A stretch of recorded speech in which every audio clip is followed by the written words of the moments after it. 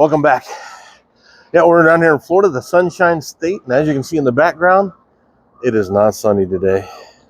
No, we're in the middle of this cold snap, and it's coming in. The winds have now picked up. They're pretty strong today.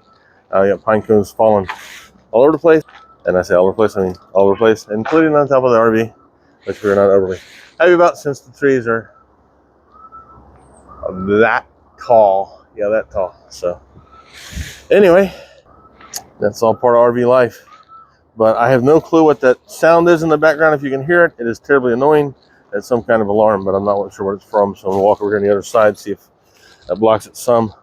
But if you're in Florida and you're not used to this cold snap that's coming in, you're not used to how to prepare, I figured I'd just jump on here and give you an idea of what we do to prepare. So hopefully it can help you out. The good news is that in the daytime, it's going to be in the 40s or so. So that's a good thing. That means everything's going to warm up in the daytime above freezing. At the nighttime, getting down, where we're at around Claremont, Florida area, it's going to be in the mid-20s or so. So it'll be quite cold for the area.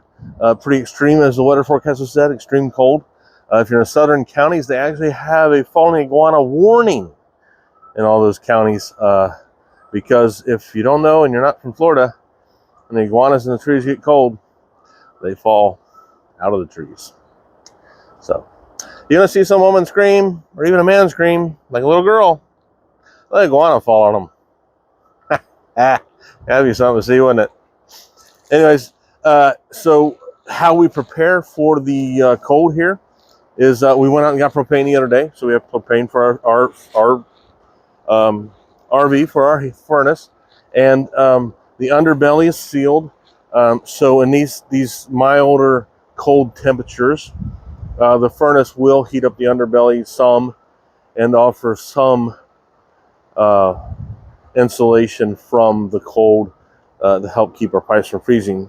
If you're more extreme temperatures or you're going to be below freezing for days, you're going to push your luck with that in those instances. And in those times, we actually run antifreeze through our pipes, winterize our rear bathroom and stuff, and our ice maker, because our ice maker actually has a line that goes out of the side of the RV and up into the slide, so it's pretty exposed. I may shut off the valve to that just in case, and turn it back on in a couple days when it's a little warmer. But that's something to worry about, to think about too, as you go ice maker. Where does that water line run, and is it exposed to the elements? I think we'll be good, but I might shut it off just for peace of mind. But if you have a 3-stage water filter system, you have a water softener on the outside, the nice, beautiful metal ones. They look beautiful. And then or if the plastic ones even, they do a great job. But if you have those on the outside, they're more susceptible to the cold. My suggestion is to either disconnect them and bypass them, or move them into the underbelly where they can stay warm in your storage space.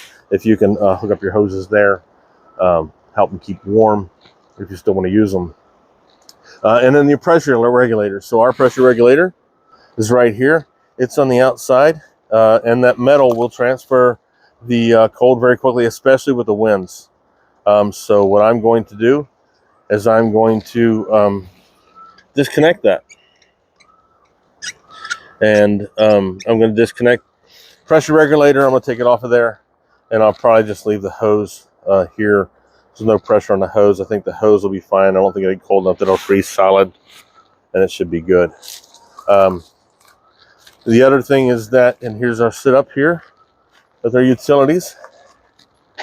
You will see the water running out there. I just filled up our fresh water tank with water. That's the overflow. So it's overflowing. It's doing what it's supposed to do. I am going to go ahead and open up the storage here. You can see that's our setup with a single stage water filter. We're going to go probably 3-stage eventually, but haven't got there yet. I guess I could actually switch this over to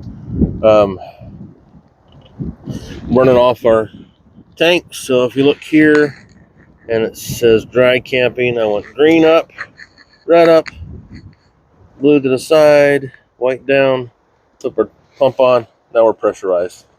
Now we're running off our tank. So what I need to do now is I got my gray tanks open here. So I'm going to come over and grab my sewer hose and drain all the water out of my sewer hose because in extreme cold that can freeze. And let me tell you, having a frozen sewer hose is not a fun thing. Try to get it drained, and then if it's frozen and you're trying to get it unthawed or move it, it can come apart and make your life quite challenging. Ask me how I know. Yeah, it's Northern Ohio split apart on me. Not a fun time. Anyhow, that'll just drain a little bit there, letting the pressure off the tank. So we're on the water pump here. So now that I've drained the water out of my tanks, I can go ahead and, using a screwdriver, just temporarily close my tank here.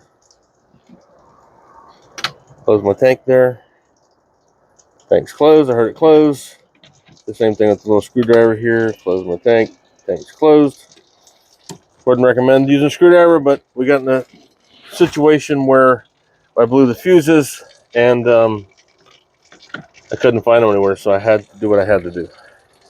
But anyways, it's these little fuses here, and they are a pain in the rear end to find.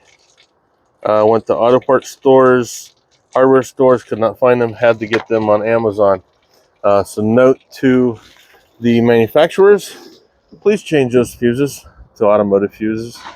That'd be amazing. Go ahead and close my storage door here. As you can see, the water stopped draining from the overflow there. So now that I have the tank filled and I have the water drained, I closed up my sewer hoses, I can now take off my